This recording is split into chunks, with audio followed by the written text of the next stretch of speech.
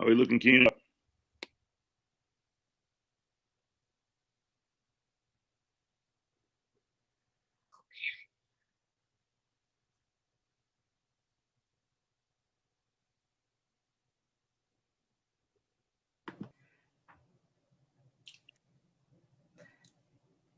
So I believe we are live. Just want to get our production to verify that we are live.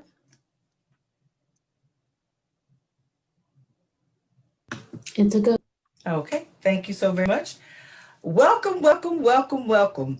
My name is Maggie Campbell, and I am the President and CEO of the National Coalition on Black Civic Participation and convener of the Black Women's Roundtable.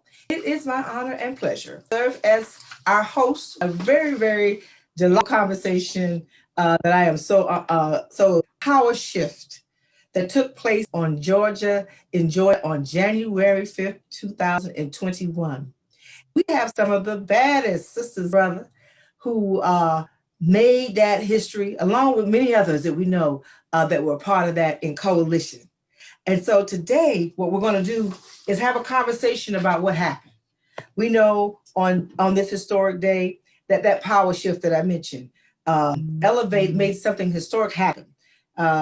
The first African American, Reverend Raphael Warnock, was elected by the people of Georgia to represent and serve the state in the U.S. Senate. We also know that John Ossoff, the son of Jewish immigrants, was also elected to represent the state of Georgia in the U.S. Senate for such a time as this. And so we know the power in. Partially speaking, we just talking facts, y'all. Just talking facts. We were able to the black vote, young people voting and turning out, not just as they did in November, the general election for the presidential election, but actually being able to ensure that our people turned out for a runoff, which is very, very difficult for those who've been doing the work. So we're excited about that. We know that the balance of power that has been impacted, this new administration that will be sworn in January 20th with the election of Joe Biden as the next 46th president of the United States, and Kamala Harris, U.S. Senator Kamala Harris, who was elected as the first woman, first African American and Asian descent woman to vice president. So much history has been done, and a whole lot of it came through the South. And again, thank you all for all the work that you did. And generating this Black voter turnout, we know, was not because of the efforts of any one person, but due to the hard work and daily grinding of many, many people on the ground in Georgia who led that work, especially, again, Black women and young people. Much of this effort did not start just before the general election in November, but has been in the works and building for years and years. Today, we are truly blessed because virtually, we have the collective leadership of some of those who put in that effort on the ground in Georgia and saved our democracy from peril. And I don't say that lightly, especially after what happened last week in DC. And they are here to discuss what they did and how they did it, what it means to the people of Georgia, as well as all Americans, and why we cannot let place in Washington, D.C. at the U.S. Capitol on January 6th deter or hold us back from having a truly small c Democratic representative. And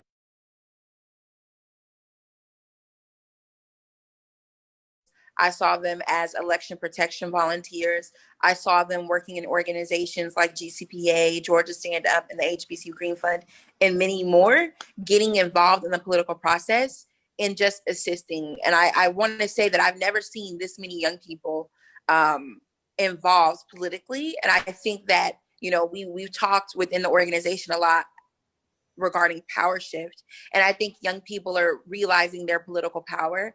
And the young people in Georgia showed the country, you know, that they had something to say, specifically young Black people. And so I'm just proud that we are truly walking in our destiny, work that we've been putting in, you know, for years. I've been a part of the People's Agenda since I was like 9, right? So like this work has really been going on, and I'm like 22, 23. So this work has been happening for a very, very long time, and I'm so excited to see it paying off. And I know that I know that young people are going to show up again in 2 years. So now we have to just get back to work, and start working on that foundation. Thank you.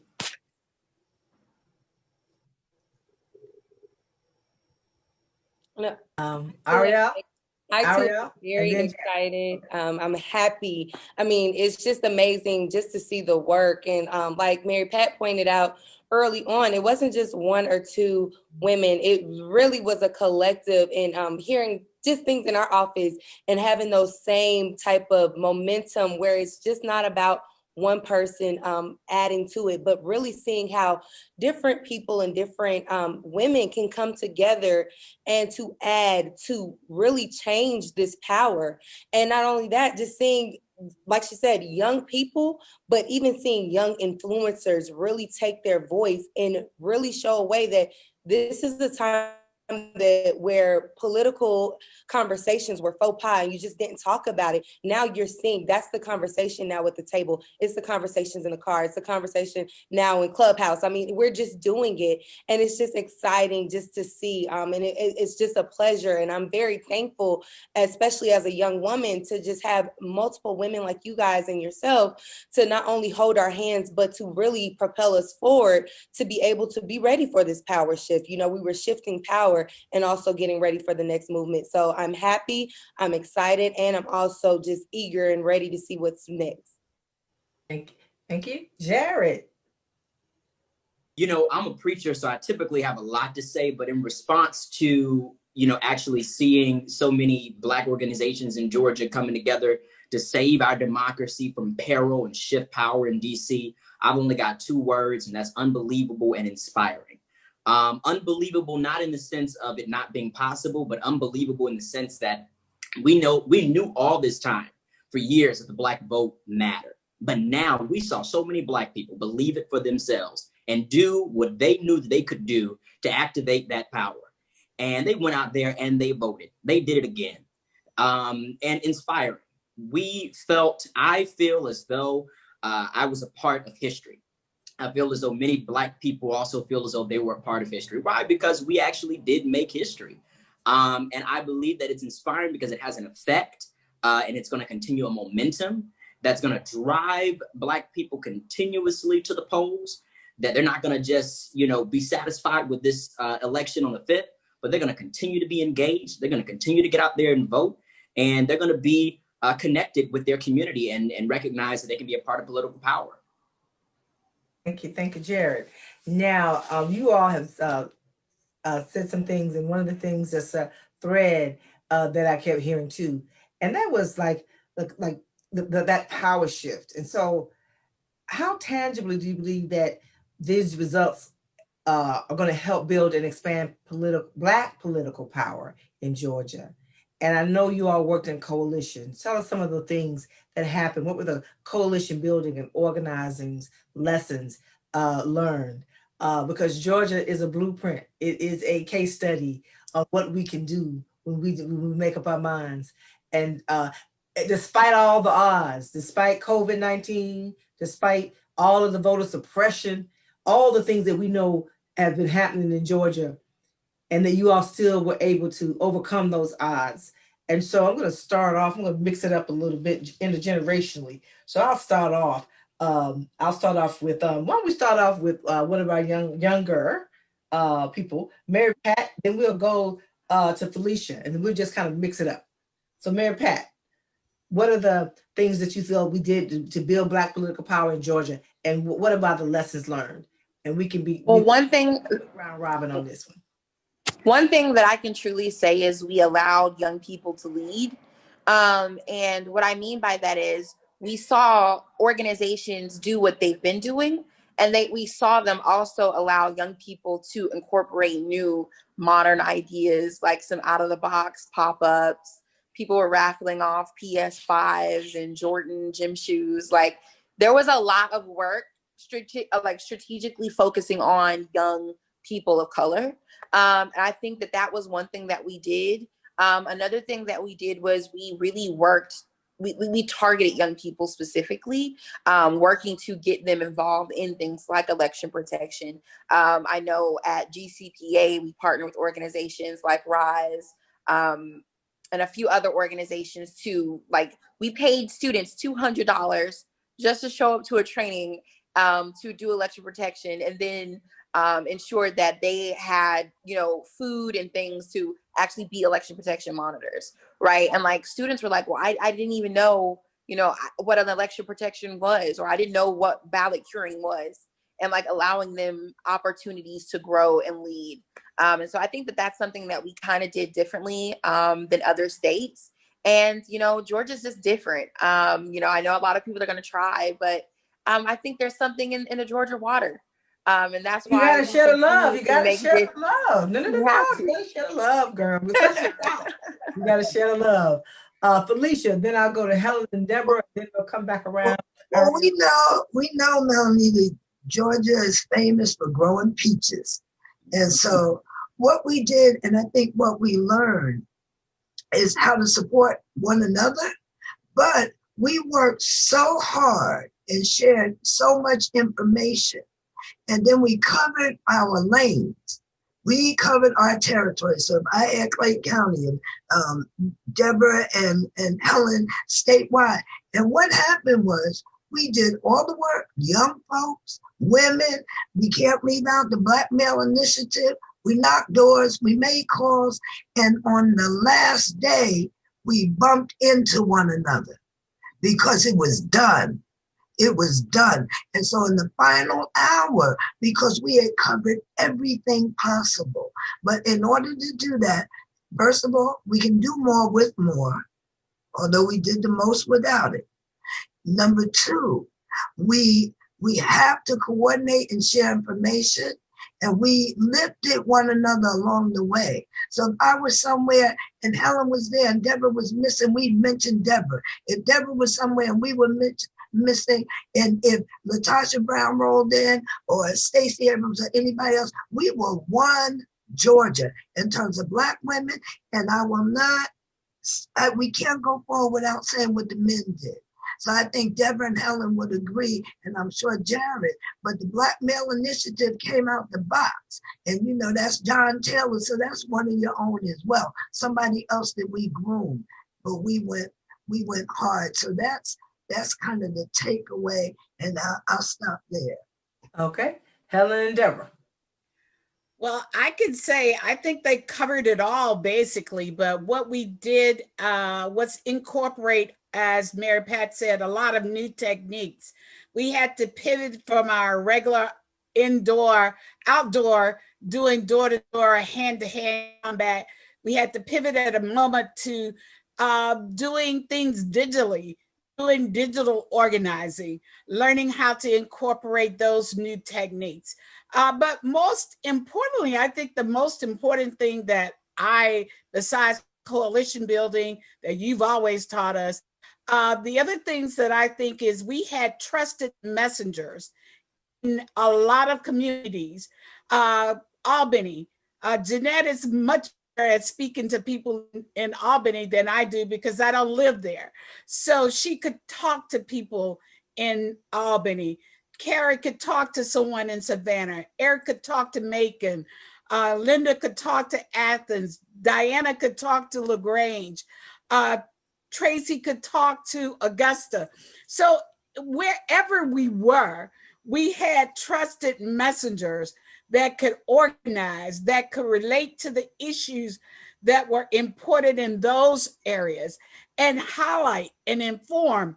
We used a lot of methods to educate voters. We had to go back to our door knockers. We went to billboards. You name it, we did it. Whatever it was to get people engaged, we did it. And that's what I'll say. And I'm sure Deborah could add so much more to it, but we had those trusted messengers is the best thing I could say. Thank you. Deborah, then we'll hear from Ariel and Jared. Yeah, well said, Helen and Felicia. I think one of the things that was different probably than some of the other coalitions is we didn't build this coalition just for this election. we were already in coalition together. This was not new to us. This was not the first time we have worked together. We have all been connected for years and years and years. And many of us are students of Reverend Orange and Reverend Lowry. And so some of the strategies and tactics that we do naturally, the reason why, as Felicia said, we were in rhythm is because we were trained by the same kind of value system of you hit the streets and you go deep and you knock on doors and you talk to people and you work with each other and you build coalitions and you continue and rinse and repeat and continue to do it, and you bring along young people so that they can learn as you're going. And so we all empowered the young folks around us, gave them budgets, gave them opportunities to present their own programs for the collective. So leading and teaching at the same time, sharing resources, building collective coalitions and expanding our coalitions, I say is one thing we have to do. Embracing technology. I think COVID-19 told us that we all needed to be able to get more proficient online and do Zoom meetings. So we did virtual voter registration and virtual town hall meetings, Helen, and virtual events, because that's what we had to do. So what I would say is we shifted and pivoted every step of the way. If they threw a roadblock or voter suppression tactics, we just kept moving and said, okay, they're going left, we're going right.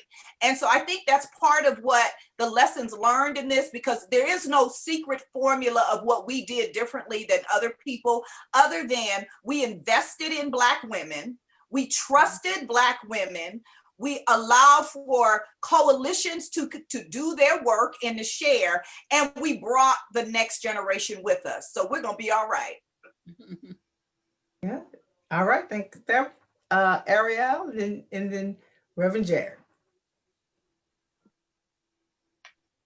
Wow. So it's not really much you can say after that, but it's just absolutely right. And like Ms. Scott mentioned, it wasn't just, the coalition wasn't built just for the election. These were things that were already there. So I think it's something to point out that it wasn't the coalition, but it was how to move in the coalition during a time where we had so much social unrest, and also we were dealing with a pandemic. And so being innovative is one of the things that is a lesson that we learned during this election season and how we can do it. So as I said, we didn't stop knocking on doors, but how we knocked on doors was a little different. We didn't stop reaching people, but how we did it safely, but also added to it. Not only were we giving you the information that you needed to get to the polls, but we were also making sure that you were doing it safely.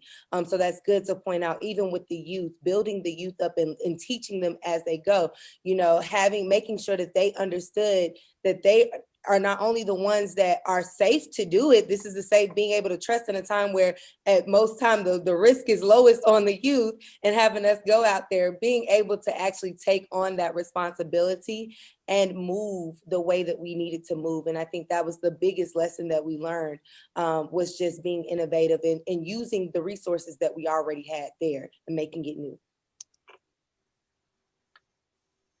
Thank you, Ariel. Yes, coalition building, I think we found to be really important. Not only were we dealing with voter suppression last year and so on and so forth, but we're also dealing with a global pandemic that no one was prepared for. So we had no choice but to be innovative. We had no choice but to come up with new, fresh ideas, how we could reach people, how we could make sure that the messaging is getting to the people. And so, we learned that coalition building was important because no one person can do it all. No one organization can do it all. We all have strengths, and we have to come together so that we can simply get the job done. Because at the end of the day, that's what it's all about. It's about reaching the people. It's about registering voters. It's about making sure that people made their plans to vote. And if we worked on each other's strengths and came together, we realized that we would do better working together than we would just trying to move in some type of a solo fashion. Thank you.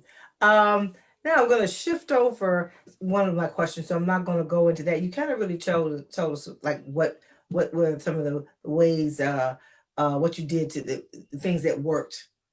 But also, elections are about the issues. Yes, sometimes the candidates, but most of the times it's about issues.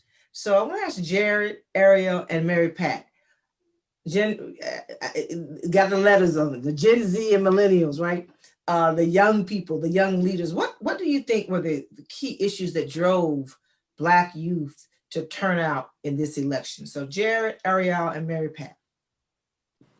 Things like student loan forgiveness, things like economic disparity. We saw how trillions of dollars was given to businesses, but many small businesses did not receive that funding. Seeing how, you know, the $2,000 checks or $1,200 checks or $600 checks would help people. I think the issues that were right in front of young people that we saw hand in hand, healthcare, et cetera, I think these were things that really motivated young people as issues to get out the vote.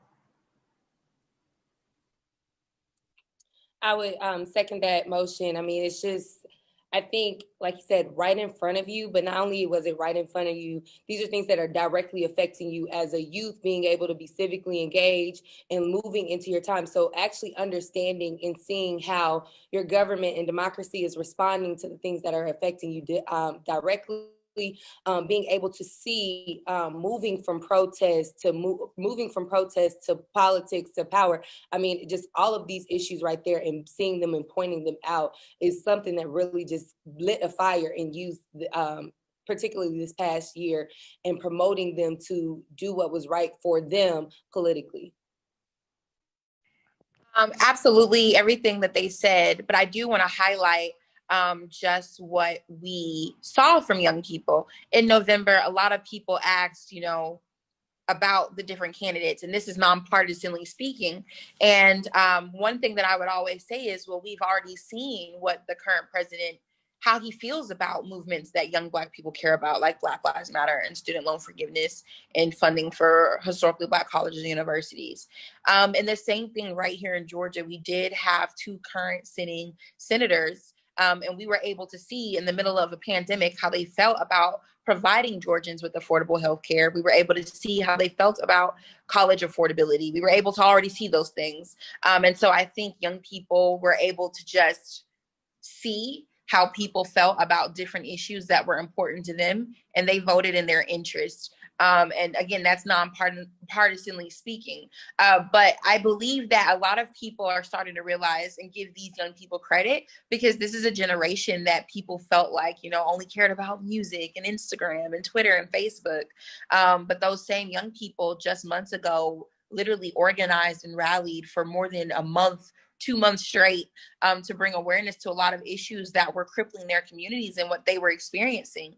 And a lot of people would say on these calls, and I know you all probably heard the question, do you think young people are going to show up this time?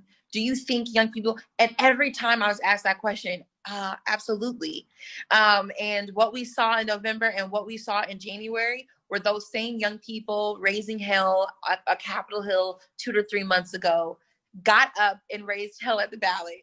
And they made sure their voices were heard again. And so I'm so proud to be a part of this generation. And I'm just so proud of young people for really, again, embracing that political power that they now have. Thank you for that. Now, sisters, you know, Black women, we are the secret sauce. Everybody knows it. That's my favorite thing. We are the secret sauce, because we not only turn out our in numbers, we bring everybody else with us, but we also vote our issues. So I want to ask you all, Deborah, Helen, and Felicia, what motivated Black women, right, to really, what were our issues? What were we concerned about as Black women to turn out for that? Not just turn out in November, which we did, but what was else? Was it the same issues? Was it something else that was happening? What was happening with Black women? What made us do our thing and elevate our secret sauce on steroids in Georgia for the runoff? Yeah. So I think one of the things that we did as a collective is we tapped into the pain and the power of Black women. And so when we were on the phones or in the communities, we're talking about what are your pain points and what policies do you want to see when you're in pain? So whether it's lack of COVID-19 tests or even disparities about who's going to get the vaccine, healthcare, paid leave for all.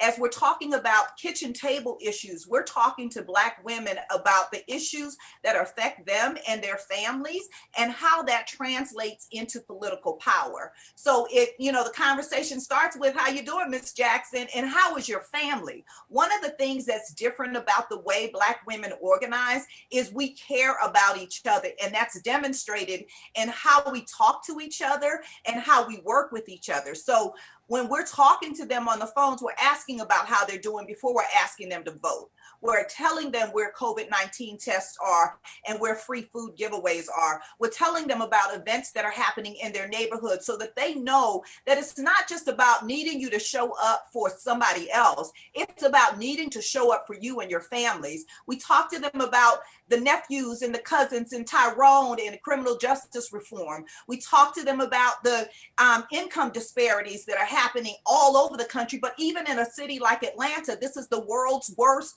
or the country's worst income disparity city.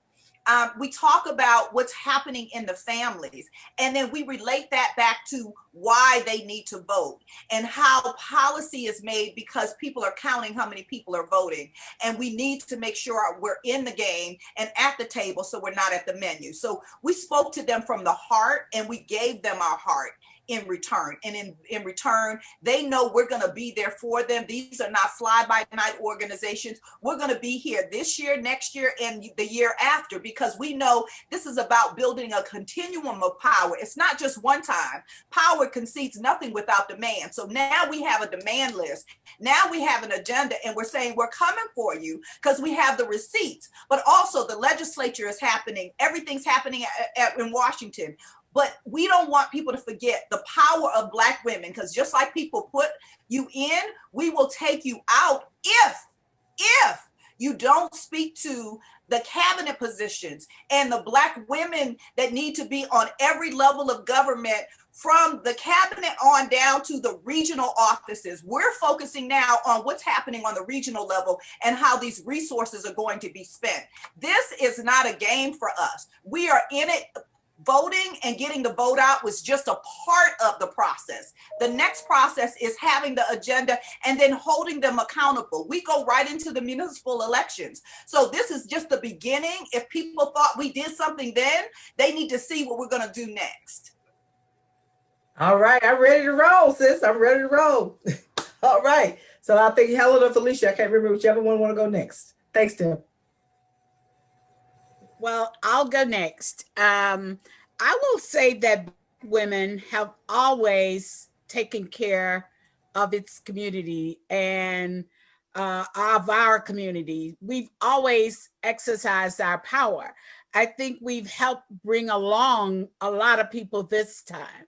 If you look at the voting history in Georgia, Black women have been one of the highest turnout demographics ever in the state. So we understood the power, but we understood this time it was more critical from a life perspective for our kids to have education. They're being schooled at home, not having broadband so that they can get their lessons, not having childcare because I'm out of work now. I have to stay home to take care of my child. I have to take care of my parent. I have to take care of my niece. So Black women have always had power. They understood that, but it was critical this time. They saw their children being brutalized by police. They saw that the disparities in healthcare. They saw the inequities in economic empowerment. They're not making a livable wage to keep a house over their children's head. So those issues were really driving them to be engaged more than ever, and they had to bring along other people with them. So it's been said, but to me, the Black women have always demonstrated our power, but this time it was more critical for us to ensure that everyone else came along with us. Thank you, Helen. So if I had to really narrow it down or capture in one basket, racial justice seemed to permeate everything. Mm-hmm. Because when people say COVID, if you think back, it was a Black face. It was the face of COVID starting out.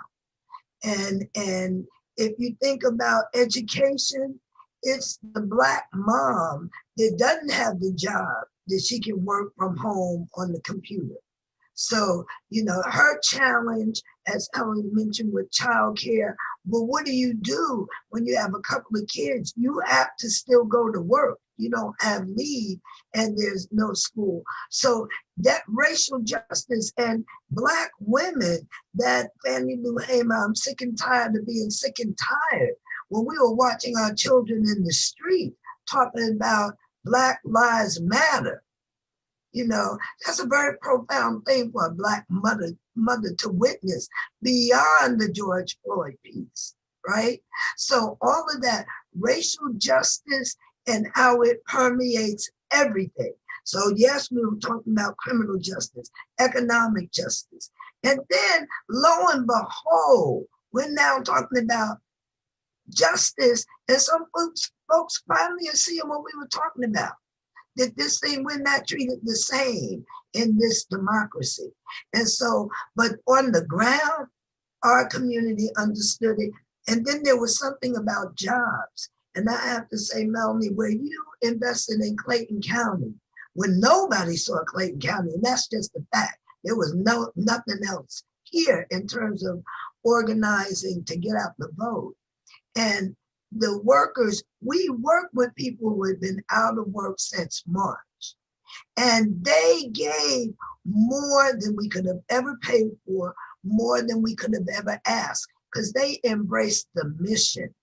And that was infectious. So with racial justice beating down on the Black community in ways in which some of us that have the luxury of working from home if necessary, would never have experienced until we hit those streets. But thanks to Helen and Deborah, we delivered PPE.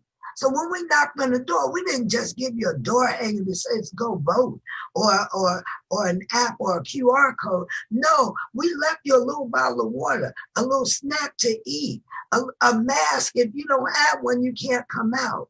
Some gloves so you could be protected. We were caring and the care came back. But it was racial justice. It was on the ballot for Black women. Thank you, Felicia. Jared, I'm going to bring in, I know that wasn't what I sent you, but it just, I meant to send that to you. The brothers showed up. You know, y'all took a lot of heat, right? Took a lot of heat. And tell us what was on the brothers' mind? Because when we did that exit poll after the November 3rd election, what we found out was the issues for Black women and men, young, seasoned, in between, we all pretty much racial justice and racial injustice, if you will, are still key across the board. That was a key number one issue, still is, right? And while we want to be making sure we, like Deborah talked about, we're going to cash in them receipts. You know, we're coming to cash that check, you know, to make sure that the issues that our people voted for are addressed across the board. The Democrats now control the House, the Senate, and the White House. So we don't want no excuses. COVID-19 or not, we will have to make sure that we hold all of our elected officials accountable. So what about the brothers? What was it that got them to show up? Well, yeah, you know, Black women have always showed up. It was time for the Black man to finally show up and to show out. And what I noticed is I was having conversations specifically with Black older men, going to HBCUs like Morehouse, Clark Atlanta, et cetera. I remember speaking with the president of Morehouse College about maybe a month or two ago while we were out trying to get out the vote. And he said, you know, perhaps what people have not taken into consideration is that Black men may not necessarily show up for, let's say, what would be traditionally anticipated to be showed up, but they will show up for each other. So they might not show up to the polls, but they'll show up to the polls if they feel as though they're showing up for each other. And so what I started to do, you know, when we were out there canvassing and getting out the vote and talking with my Black brothers, especially those who were older than me and those, because I'm only 23 years old, you know, look, if you don't want to get out there and vote because you don't trust the system or you don't believe in this or you don't believe in that, do it for me. Do it for me because I'm counting on you. Do it for our Black sister to ensure that what happened to Breonna Taylor cannot happen to another Black female anywhere in this country. Do it for the young Trayvon Martin, the young Mike Brown. Do it for the George Floyd, who wasn't afforded the opportunity to continue in his life because of racial injustice. Do it for that.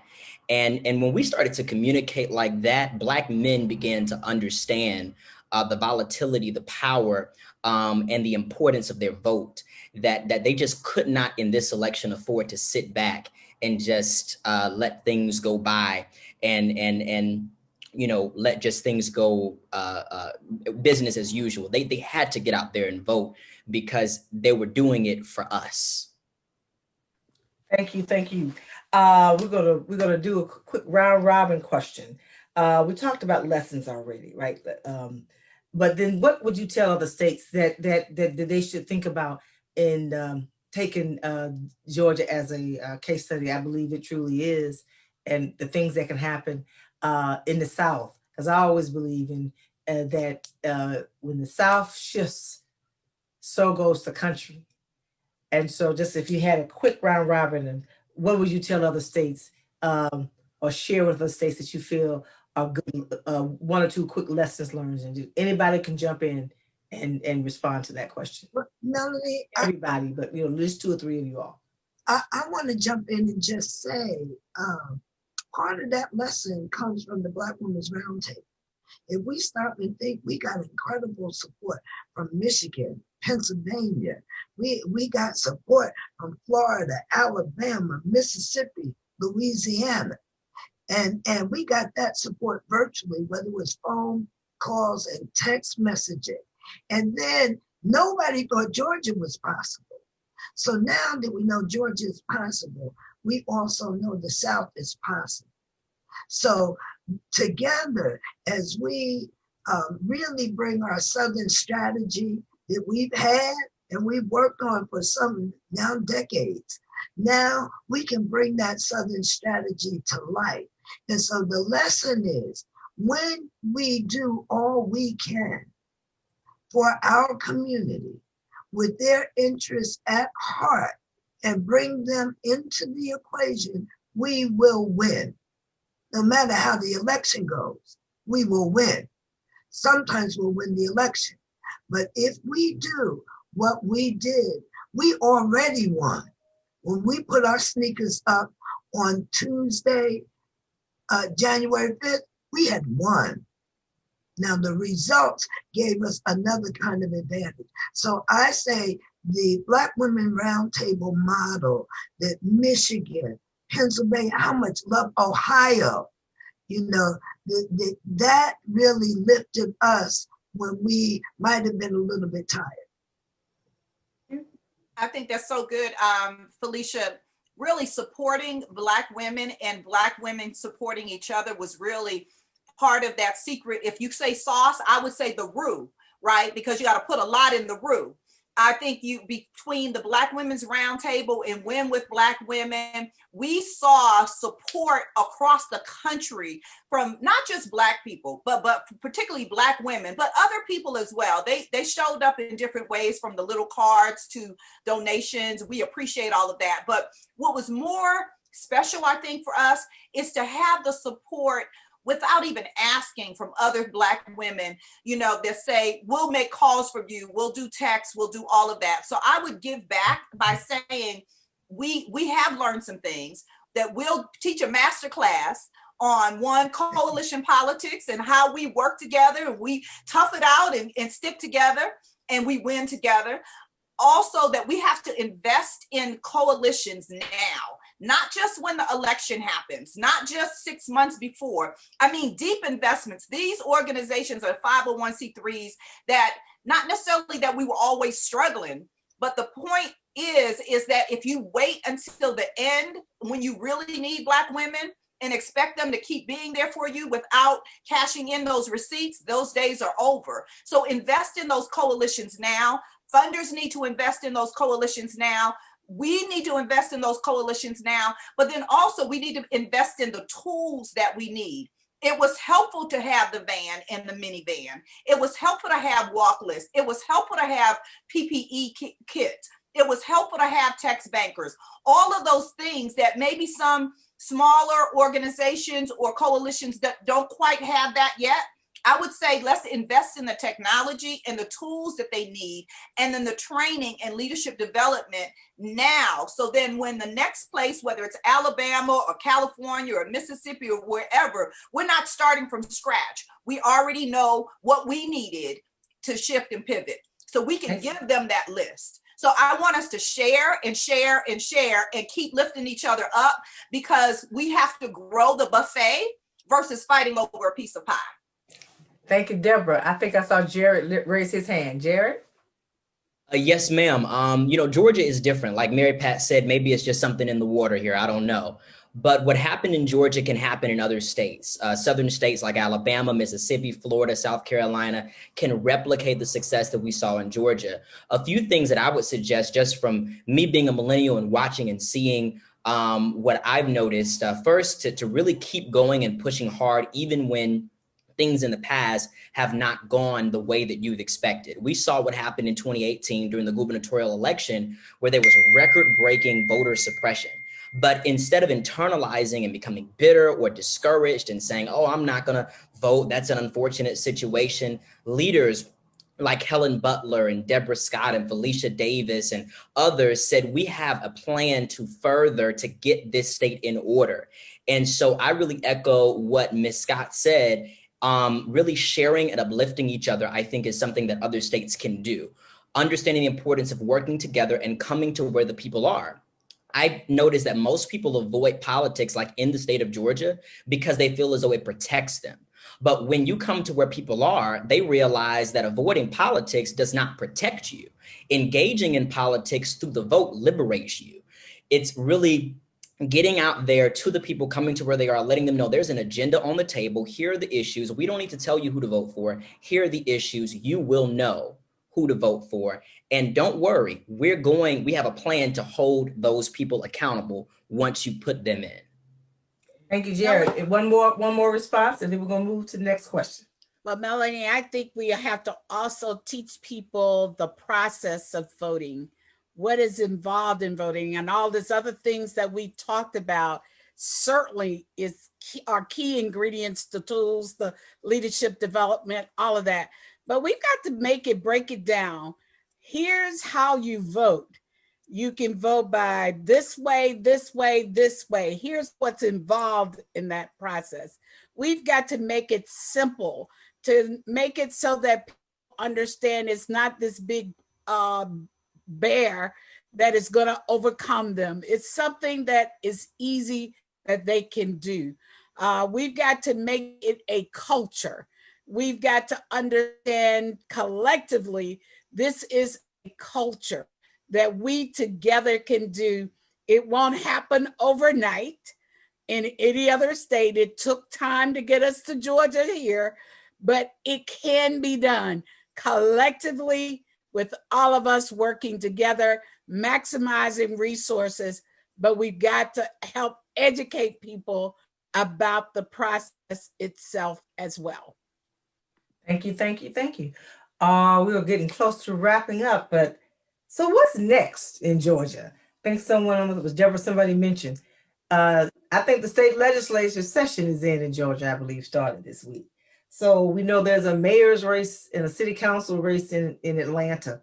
So what's next? What's happening in 2021? How are you all gonna continue to build that power? We know that there's a concern about voter suppression laws being passed to make sure that whatever happened this year can't happen again, as they always tend to do, those who don't believe in inclusive democracy.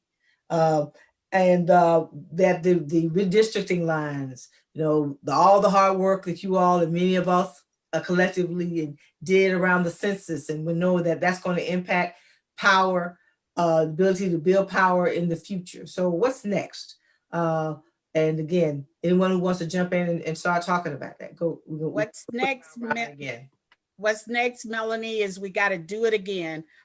Everything we've done in the past, the cycle starts over. It's 365. Redistricting is very critical. Fighting our legislature now to take back, they're trying to take back vote by mail because we now trust it, because we've used it to our advantage during COVID.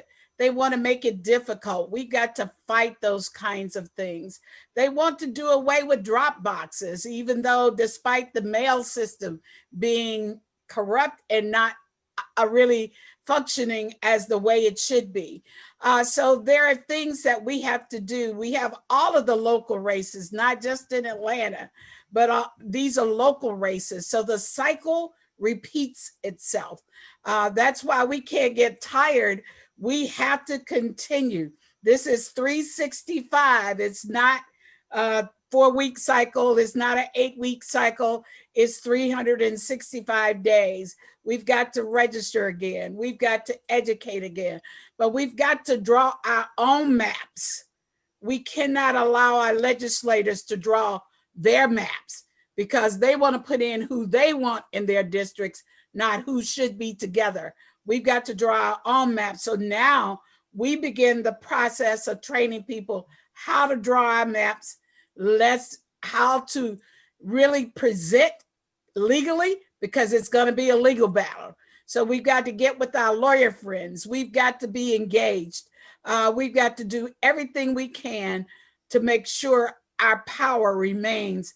And we are the only ones that can ensure that process. So Melanie. Thank you, Helen. Melanie, we have to be clear about what we're dealing with, because every time the Black community has made a significant leap, right? There has been a backlash, and typically a very violent backlash. And so now we've achieved a place where we have a Black South Asian woman heading our government, second in line. We have demonstrated power from the South. So as we're doing the practical things that Helen Butler mentioned, we need to be aware this is exactly 100 years after Tulsa. So to our young colleagues, I said, look, there has been another kind of cycle that has challenged Black advancement since the beginning. So, but it's not this time. So part of what Black women did in our organizing from early in the year, we don't get a lot of credit for that, but we've been organized for this election cycle collectively, nationally, since its inception. And as a result, we see ourselves reflected and we see ourselves in position. But to the young people, I say that we have to be aware and stay woke, because there are going to be efforts at the state level and nationally. And what we saw last week could be possibly only a tip, because there's always been a contingent of this country that thinks we should not have, we should not be. So I think that is, I was sad to see what happened, but that resonates with my heart and spirit, given all the work that we've done. And we never do anything fraudulent.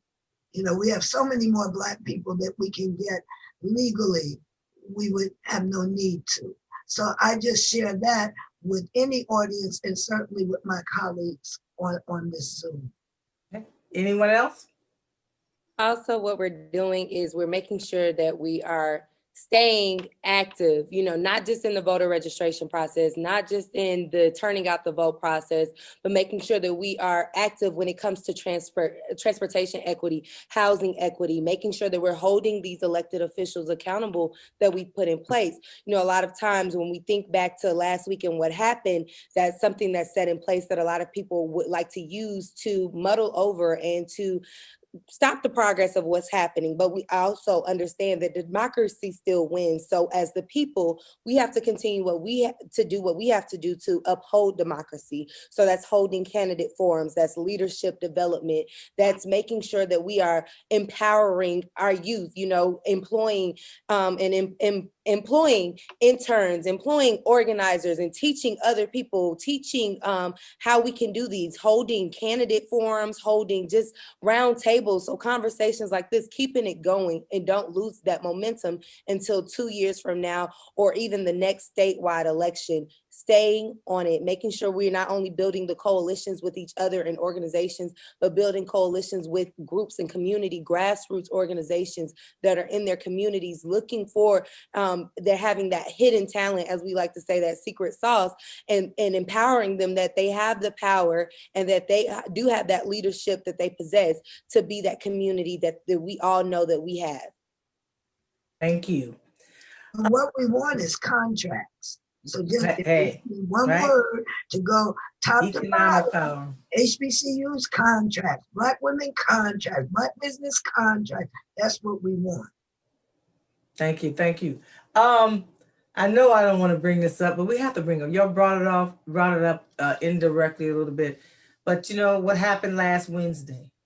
We know that one of the things that we know Black folks voted because we knew that we have to deal with the racial injustice in this country and the systemic racism. We know that white nationalism under this president has increased.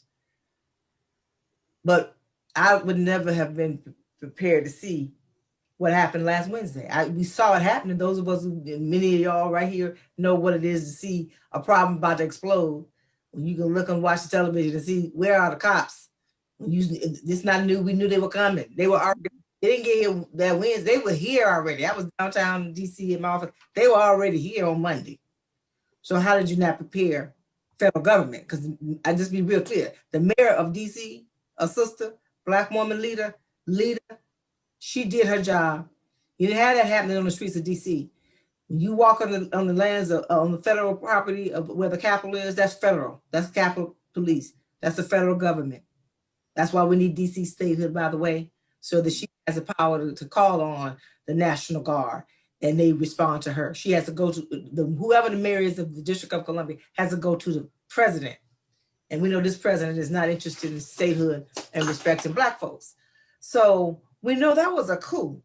And now, you've had 5 people who died and one who just committed suicide, another police officer the other day. We know people were attacked, not just here in the Capitol, but people were attacked, young sister in LA. We heard about another young couple that were attacked.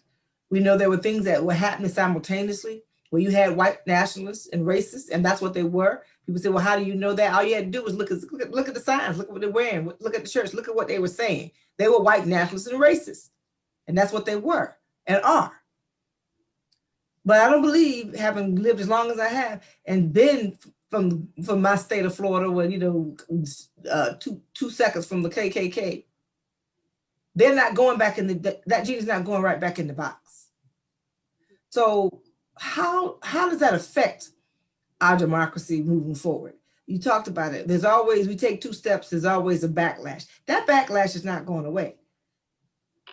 So how do you see us protecting our rights, our vote, our lives in this time? And we can do that really quickly. I'll start off with whoever hasn't spoken already. So I think that would be Mary Pat, if she's still on, and Jared, and then we go from there. I have to be honest with you. Tomorrow will mark, I guess, a week from what we saw on television, and I am traumatized by what I saw in DC. This is something, after the progress that this country has made, I thought that I would have read in a textbook, not actually have seen on TV in my time, in my day. So I unfortunately can't speak about how this will affect the democratic process comprehensively. I can speak from the place of one who's spoken to other young people who are also traumatized by what they saw. And I can say that young people are more encouraged and empowered because they saw that the face of white nationalism has made itself bare and intentionally did that to send a message.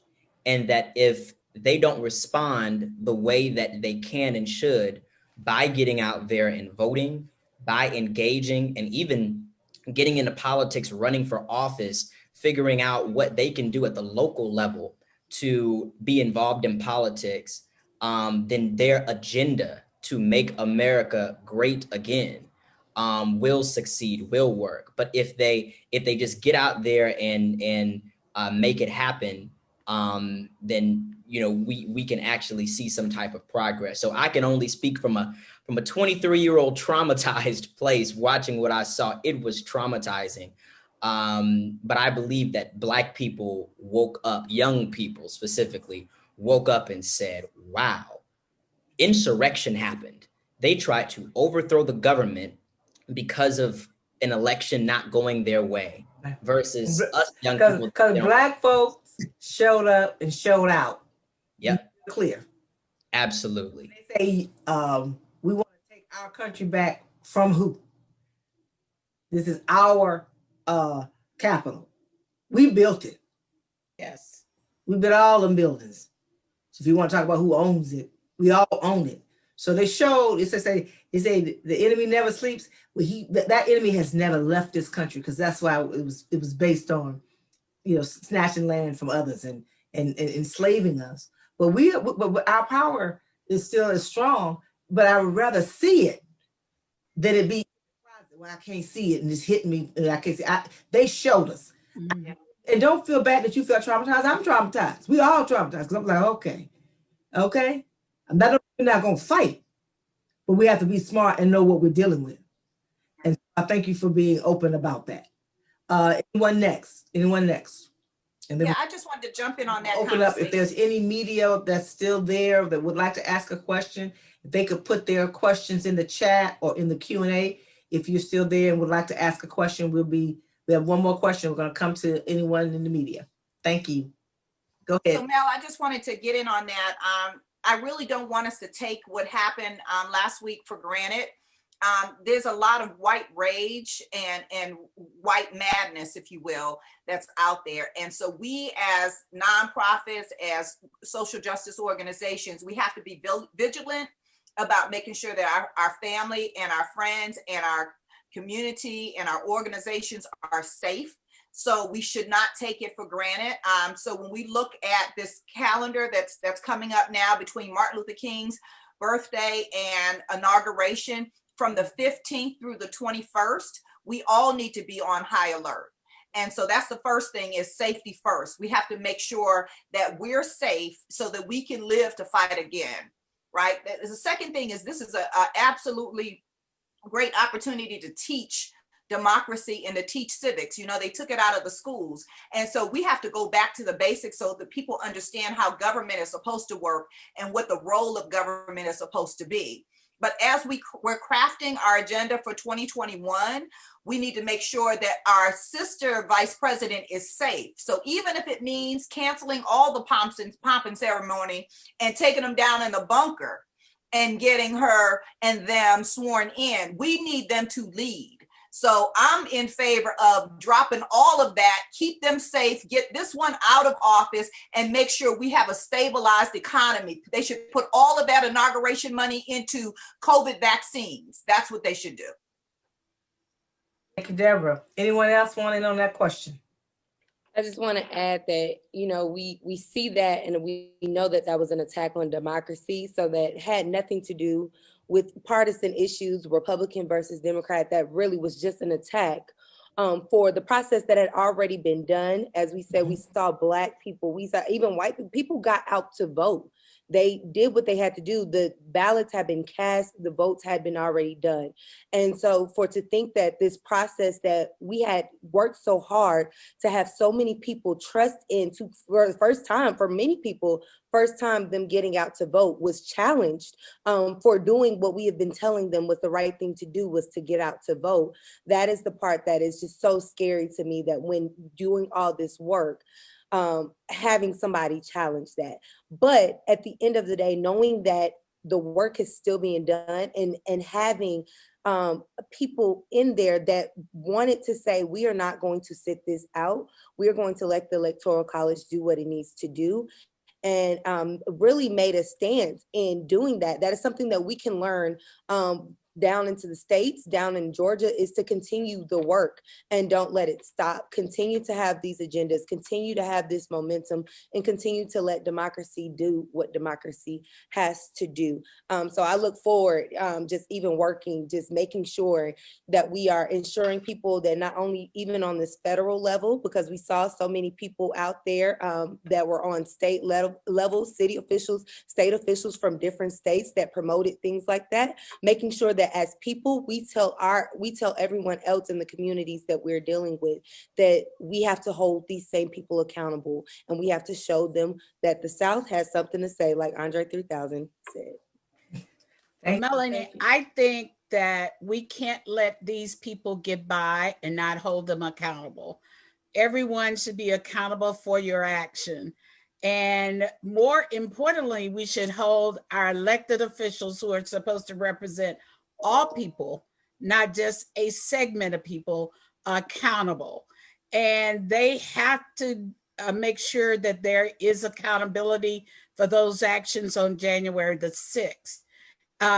If they're not, they don't want to take action, then we have to take action at the ballot box when they come back to the districts. Thank you. Thank you all so very much. We're going to open it up for questions. We have one question in the queue from Hamil Harris with Washington Informer. And his question is, how are we planning to take this moment in Georgia to a nationwide movement to inspire people, even though people are fearful because of January 6th? I'll start off with that. One way is that they're voting to impeach this president. So people out there need to make sure they call their House of Representative members, make sure they're going to vote for impeachment or the 25th Amendment, whatever that needs to be done to remove this current president who incited violence from the office of President of the United States. He does not deserve to be president of the United States. That's not a partisan issue. That's a factual issue.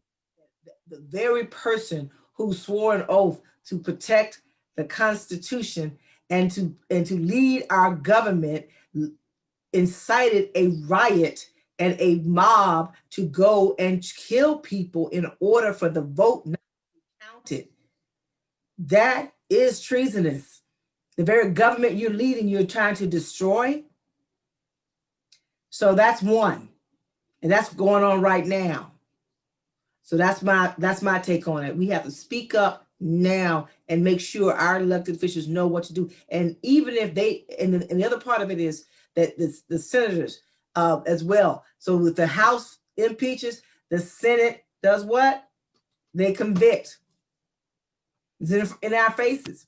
And if nothing else, you want to make sure this never happens again in our lifetime or beyond. Anybody else real quickly? And if there are any other questions, please put them in the queue. I want people to understand that Georgia was national. So Black people doing Georgia, that was national. Mm-hmm. So when they went at our sisters and brothers in Pennsylvania, and when they went at our sisters and brothers in Michigan, our sisters and brothers in Georgia had something to say about it. And we said it at the polls. So we have, it's not like this is new. What's new is that we realized an unexpected victory. We always knew it was possible. What was also new is we got additional resources. So we got treated a little bit like a battleground. But going forward, we always here in Georgia anyway, Melanie, you in the South and the rest of us, we have always seen those horns rolling around. We've always had that suppressive threat. We have a victory and a moment, sending a Black man to the Senate without being partisan. I am Black, sending a Black man to the Senate, sending a Black woman to the White House. Those are two powerful things. And we have to leverage and support these people. Already, our MVP, Madam Vice President-elect, is already taking fire unnecessarily. But Black people, we are mobilized nationally to support the people we've sent and then hold them accountable. Thank you. Yeah, I Felicia. think Anyone that's, else? I'm sorry, Mel, go ahead. Go ahead. I think what Felicia and Helen are and Mel, you're really saying is, one, we have to continue the work and fight on the ground. But and to the point of Black men, we appreciate Black men. Although Black women are having this celebratory moment, we can't do nothing without the brothers. So whether it's John Taylor, Hank Stewart, Cliff Albright, Joe Caldwell, brothers have, and of course, Jared, brothers have stood by us, held us up. I have a little squad at Stand Up. I tell you, I can't do nothing without those brothers. So no slight to any of the brothers, Mr. Scott, and all the brothers that support us. We appreciate that. But at this moment, we need to be also clear that our safety is at danger, in danger. But we have the Second Amendment. And so we need to be clear that we need to protect our families. That's for Black people too, right? Is that what exactly? And that may look different, and people don't want to necessarily hear about Black people carrying guns, but we are in the South, right? And so what I say is protect yourself and your families first. But the other thing to it is our democracy is at stake, but we have an opportunity. We won, y'all. We have an opportunity to change policy and to change the way this country is operating. And so that means we have to make sure that there's a progressive agenda that they can speak to. So whether it's the John Lewis Act, whether it's the George Floyd Act, whether it's all of these voter suppression pieces that we have to kill, this is the time for the policy discussion and the policy agenda, supporting Congressional Black Caucus, supporting Win with Black Women, other women that are out there, Latasha Brown and Cliff Albright. We need to come together in a way that we never have been before, because they're scared of us, y'all. They're scared, and they should be, because if you do right by people, you won't have to fear them being in power. We are a gracious and an honorable people. We're not going to do you like you did us, but we're going to take care of our people. And so whether it's the Biden administration or white supremacy, we need to make sure that we're clear that the Black community is unified and will stay unified for our own survival. Yeah. Thank you. I think that's a great way to end that, right? Any other, we got to give it one round of questions. One other thing, Deborah, you brought it up, because the fact of the matter is, when Hamil, that with that question, we have to go ahead and cash in for not, and I'm not saying that lightly, but people vote for a reason. And so we have to push in these first 100 days and challenge this administration, challenge the Congress to make sure that they can walk and chew gum, right? And in the first 100 days, we should see real substantive change. We should see whatever you can do through executive action. We should see, and we have to also make sure that there's no guarantee that the people who have been nominated. So we are going to be pushing to help make sure people get go through the Senate process and are confirmed. We know there's a lot of damage that was done to the federal government. You are missing the fact that we need to be engaging not just what's going on in Washington, D.C. Federal government is in everybody's community. And so those who are out there, you have regional offices, you have the local federal offices that are in your communities. So make sure that you engage these folks who got in office or who were reelected or newly elected to actually hold them accountable. And so they say, make me do it. What the former president way back said? Make me do it. We have to make elections do. There's nothing new about that. That means I can like you, right? More respect. I want you to respect my vote and respect my community and what we did to make sure that those issues that we voted for are addressed. And we know there were life or death issues. Number one issue again was issues around racism, ending and eradicating structural racism, dealing with criminal justice reform, policing reform, addressing COVID-19 and the systemic impact of health disparities and how we're dying more than others, how they're dealing with the vaccine. All these things have to be addressed. You brought it up, Deborah, the George Floyd and Policing Act, the John Lewis Voting Reform Act. They decimated our voting rights. And so we have to stay vigilant. We have to stay protected. Just because I'm traumatized don't mean that we're not going to fight. Our ancestors took more than what we're looking at, right? We know we got to take that and run with it. Hamil asked one more question. Oh, and then to make sure that if you want to follow us, follow the National Coalition and all of our partners as well, to follow us at ncbcp.org. My staff is going to be like, you never told them how to follow us. But make sure that you follow us and make sure we will connect you to all of our state leaders that are here today and leaders that live in states. Because in far as I'm concerned, there's no such thing as a state leader and a national leader. We're just leaders in the space, and we're servants in the space. So leaders who live in certain states. But Emil's next question is: are there plans to network with leaders of Black Lives Matter to help them organize in a well? This is not my question. So this is Hamil, the reporter's question. So Hamil, you say in a better way and be part of other civil rights groups. I think that Black Lives Matter, I'm going to respond to that. I think they're organizing the way Black Lives Matter does. And I think that they connected very much so to not just protest, but policy and the vote. And then I think in some cases on the local level, especially, people are working together across some of those lines, some of our newer organizations, some of our seasoned organizations. And that's what coalition is about. Always having an ability to have folks find a way to work together at tables. And we're not going to agree on everything. Our tactics won't always be the same. But I'll let one or two people ask that question. Melanie, that's already happening.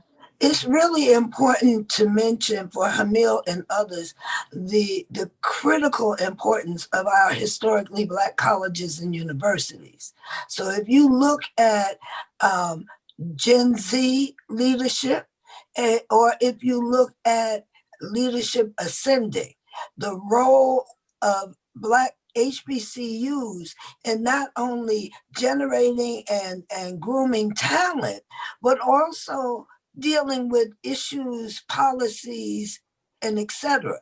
So if I'm looking at whether it is Black Lives Matter, whether it's Black Voters Matter, whether it is strategically our anchor, in addition to our venerated civil rights organizations and the new organizations, the other anchor we can lean on and count on to bring things together are our HBCUs, and really providing more support to that base will develop our communities, will develop our young people, and will develop our agenda more robustly. Thank you. One or two more responses and we'll close out on time. Anyone else? Well, Melanie, I think coalition means you bring in all different kinds of coalitions. Black Lives Matter is a part of our coalition. Young people are working in our coalition. So it's not that we're separate. It's things that we agree on. Like you said, Melanie, we agree on those, we work on those that we agree on together, and we work. And that's what a coalition means. And we don't leave out anyone. We take in the entire tent. It's not for us to say who does something better than the other.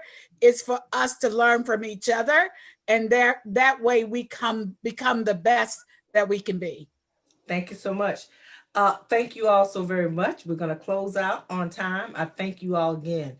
I salute you for all of the hard work and dedication and leadership that you already were showing, but you really showed out in 2020 in a way that we will always, all of us, will be forever grateful. Thank you, Georgia. Georgia on our mind yesterday, today, and tomorrow. So we'll stay connected. Thanks again. And thank you, Melanie, for your And, leadership. and thank you again, Roland Martin Unfiltered. Thank you for all of our team at the National Coalition behind the scenes. They're getting it done. And you know who you are. I appreciate you. And see you next time. Thank you.